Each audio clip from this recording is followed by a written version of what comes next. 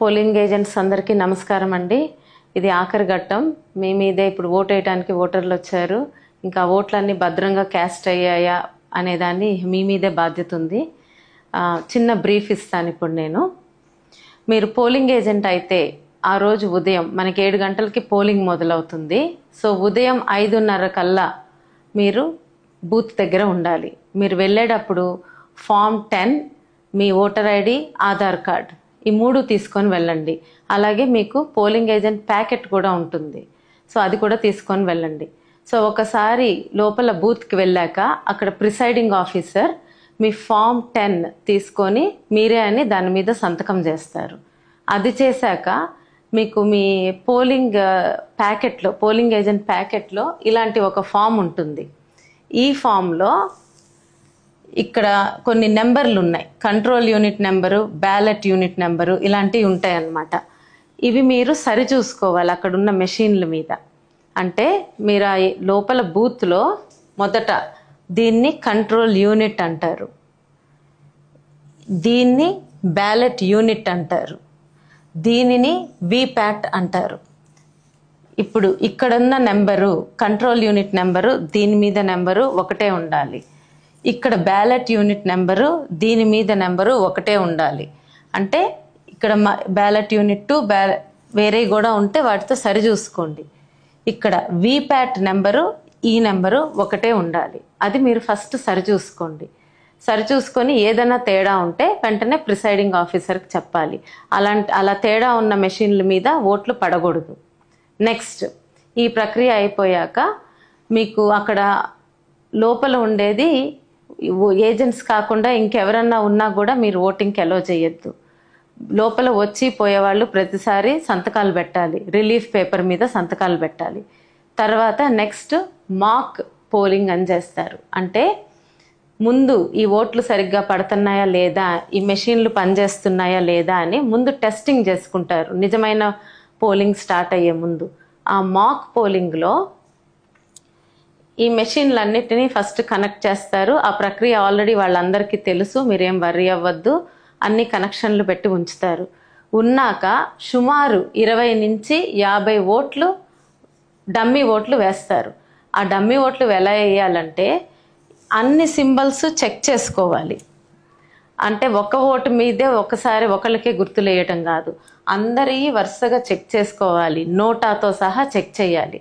Check చేసుకొని ఆ mock polling పూర్తయ్యాక, అంటే ఇక్కడ నొక్కినప్పుడు ఇక్కడ స్లిప్ రావటం, ఇక్కడ నొక్కినప్పుడు ఇక్కడ స్లిప్ రావటం, ఇట్లా అన్నీ చెక్ చేస్తారనమాట.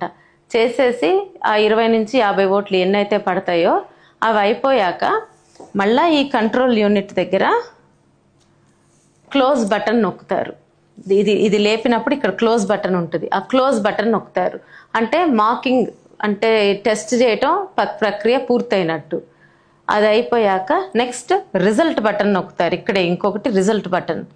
అది నొక్కినప్పుడు ఇక్కడ రిజల్ట్ కనిపిస్తుంది ఈ దీనిలో. అంటే క్యాండిడేట్ 1, ఈ 1 క్యాండిడేట్కి ఇన్ని ఓట్లు పడినాయి, క్యాండిడేట్ 2కి ఇన్ని ఓట్లు పడినాయి అని వరుసగా చెప్పుకుంటా పోతుంది అన్నమాట ఈ మెషిన్. అప్పుడు ఈ రిజల్ట్ని ఈ వచ్చిన స్లిప్పులు, దీనిలో స్లిప్పులు పడి ఉంటాయి కదా ముందు, ఆ స్లిప్పులు కరెక్ట్గా ఉన్నాయో లేదో టాలీ చేసుకోవాలి మీరు. అది చాలా ఇంపార్టెంట్. ఇక్కడ చూపించిన క్యాండిడేట్కి ఇక్కడ వచ్చిన స్లిప్పులు కరెక్ట్గా ఉన్నాయో లేదో టాలీ చేసుకోండి. అది చూసి అంతా సవ్యంగా ఉందనుకోండి, మీ మెషిన్లు బాగా పనిచేస్తున్నాయి అన్నట్టు.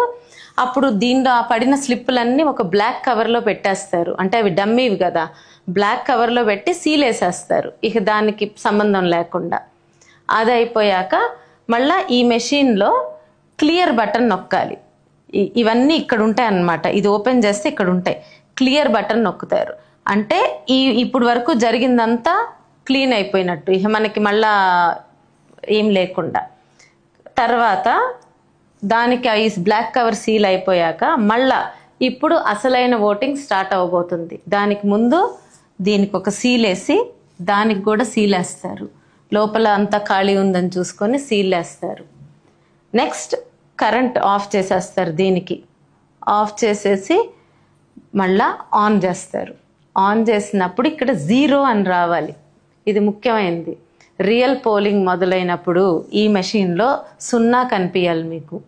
మళ్ళీ ఆన్ చేసినప్పుడు మెషిన్ని, అప్పుడు ఇక రియల్ ఓటింగ్ స్టార్ట్ అవుతుంది. రియల్ ఓటింగ్ ప్రక్రియ మీ అందరికీ తెలిసే ఉంటుంది అనుకుంటున్నాను. అయినా చిన్నగా, మన ఓటర్ వస్తారు, వాళ్ళ ఓటర్ స్లిప్ తీసుకొని ముందు ఫస్ట్ ఏజెంట్ దగ్గర పేరు అది నమోదు చేసుకుంటారు. రెండో ఏజెంట్ దగ్గరికి వెళ్ళినప్పుడు సంతకమో వేలిముద్ర వేస్తారు. మూడో ఏజెంట్ దగ్గరికి వెళ్ళినప్పుడు ఈ కంట్రోల్ యూనిట్ ఉంటుంది. ఇక్కడ ముఖ్యమైనదండి, మీరు ఇది గమనించుకోవాలి. వీళ్ళు ఏళ్ళ మీద మార్కేసి ఇక్కడ ఈ బటన్ నొక్కుతారు. ఈ బటన్ నొక్కినప్పుడు లోపల ఇక్కడ నుంచి సౌండ్ రావాలి, బీప్ సౌండ్ వస్తుంది. అప్పుడే మీ ఓటర్ లోపలికి వెళ్ళి ఓటు వేయాలి. ఈ బీప్ సౌండ్ రాలేదనుకోండి వాళ్ళ ఓటు పడనట్టు. సో అందుకని మీరు ఇక్కడ బయట ఉన్నప్పుడు ఇక్కడ ఈ ఆఫీసర్ ఇది బటన్ నొక్కాలి. ఇది నొక్కినప్పుడు బీప్ సౌండ్ వచ్చాకే ఆ ఓటర్కి లోపల పడుతుంది అన్నమాట, మెషిన్ రెడీగా ఉన్నట్టు ఓటేయటానికి.